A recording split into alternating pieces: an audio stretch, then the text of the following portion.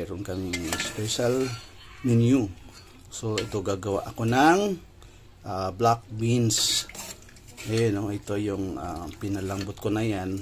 And then lalagyan ko yan ng spare ribs o buto-buto for our lunch for today. Ayan na yan. Pinalambot ko na din yung spare ribs and buto-buto for our lunch. Black beans with spare ribs. Tapos gigisa ko yan. Lalagyan ko ng malunggay at alokbate. So sige, gawin na natin to. Nagtanan na ako ng konting mantika. Lagyan ko ng konting mantika para hindi masunog masyado yung butter. After the bawang, sibuyas, follow na natin yung kamates. Okay, so saka na natin ilagay yung lagay na natin yung black beans para mag-gisa siya.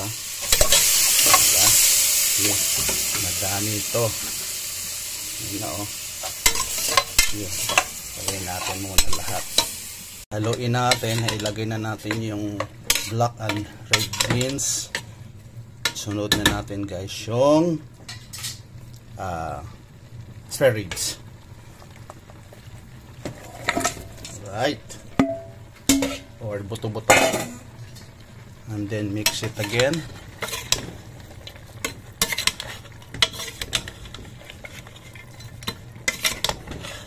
Sige, haluin natin ng bote, and then saka natin lalagyan ng, haluin lang natin ng konti, about 2 minutes. Lagyan natin ng sabaw. Yung pinagkuluan ko ng black beans and red beans, yun na yung nilagay ko na sabaw niya. So right, haluin natin. Lagyan natin ng asin, patis sa taste nyo na yan. And then pag kumulo na yan, sakay na natin ilagay yung alugbate and then the malunggay. Halos matanggal na yung buto-buto or ribs dun sa kanyang buto. So and then, optional na po yung siling labuyo. See that?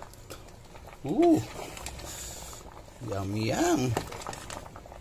Lagay ko na yung dahon ng malunggay at ng alugbate.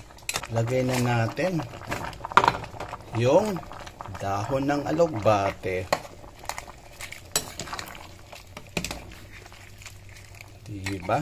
Oh. Oh lala. And then sunod na natin yung dahon ng malunggay, ang gulay, ang pagpahaba ng buhay. So, okay, mix na natin siya.